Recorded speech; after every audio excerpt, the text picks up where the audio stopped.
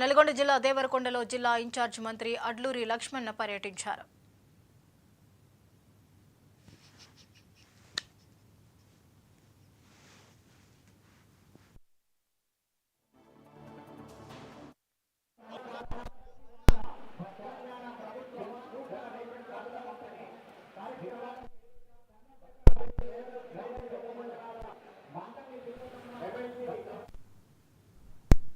నల్గొండ జిల్లా దేవరకొండలో జిల్లా ఇన్ఛార్జ్ మంత్రి అడ్లూరి లక్ష్మణ్ పర్యటించి పలు అభివృద్ధి కార్యక్రమాల్లో పాల్గొన్నారు.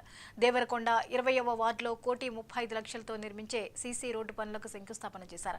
ఆ తర్వాత చందంపేట మండలం పోలేపల్లి దగ్గర లబ్ధిదారులకు కొత్త రేషన్ కార్డులు పంపిణీ చేశారు. ఈ సందర్భంగా మంత్రి మాట్లాడుతూ రాష్ట్రంలో ప్రజాపాలన కొనసాగుతోందని, ఇచ్చిన 6 గ్యారంటీల్లో ఇప్పటికే 4 గ్యారంటీలను అమలు చేసినట్టు తెలిపారు.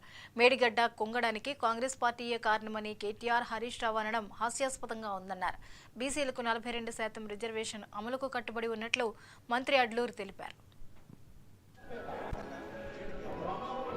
తెలంగాణ ఉద్యమంలో కీలకంగా మీరు కష్టపడేటువంటి మీడియా మిత్రులు ఒక్కసారి గుండె మీద చేసుకొని చెప్పమని టీఆర్ఎస్ దమ్మున్నాడు కూడా 10 సంవత్సరాల రాజ్యమేలుగా పేదవాళ్ళకు సంబంధించిన ఒక సంక్షేమ కార్యక్రమం ఇట్లా మీటింగ్ పెట్టి ఒక పేదవాళ్ళకు ఒక రేషన్ కార్డు ఇచ్చినాం. ఇట్లా మీటింగ్ పెట్టి పేదవాళ్ళ పిలిచి గతంలో మాజీ మంత్రులుగా పనిచేసినటువంటి ఈ జిల్లాకు సంబంధించిన మంత్రి కానీ, ఈ జిల్లాలో పనిచేసినటువంటి ఈ రాష్ట్రంలో మాజీ ముఖ్యమంత్రి కేసీఆర్ కానీ తమ్ముడే చెప్పబనండి ఒక సన్న బియ్యం ఇవ్వడం కానీ, 200 యూనిట్ల కరెంటు ఉచితంగా మాఫీ చేయడం కానీ, ఇందిరమ్మ కళ లోపల ప్రతిరోజు భారతదేశంలో ఎక్కడికైనా ఉండి ఇందిరమ్మ ఇల్లు లేని వాడ ఉండదు. అలాంటిది మళ్ళీ ఇందిరమ్మ కళ 5 లక్షల రూపాయలు నేరుగా అకౌంట్లో పేదవాళ్ళకి ఇందిరమ్మ 3,500 ఇళ్ళు ఈ సంవత్సరానికి మా బాలునాయక్ గారి నేతృత్వం లోపల, రేవంత్ రెడ్డి గారి నేతృత్వం లోపల పేదవాళ్ళు ఎవరుంటే వారి ఇన్ఛార్జ్ మినిస్టర్గా చెప్తున్నాను, తప్పకుండా ప్రతి పేదవాళ్ళకి ఇందిరమ్మ ఇల్లు కట్టించే బాధ్యత ప్రభుత్వానికి మాది అని చెప్తున్నాము.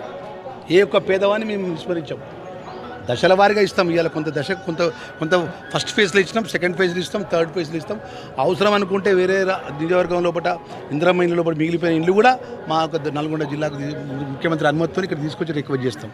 ఎందుకంటే ఇక్కడ వెనుకబడ్డ ప్రాంతం, నీళ్ళ టేలెండ్ ఏరియా, ఇక్కడ ఎలాంటి గోదావరి జలాలు కానీ కృష్ణా జలాలు కానీ ఇక్కడ దగ్గరలో లేవు కాబట్టి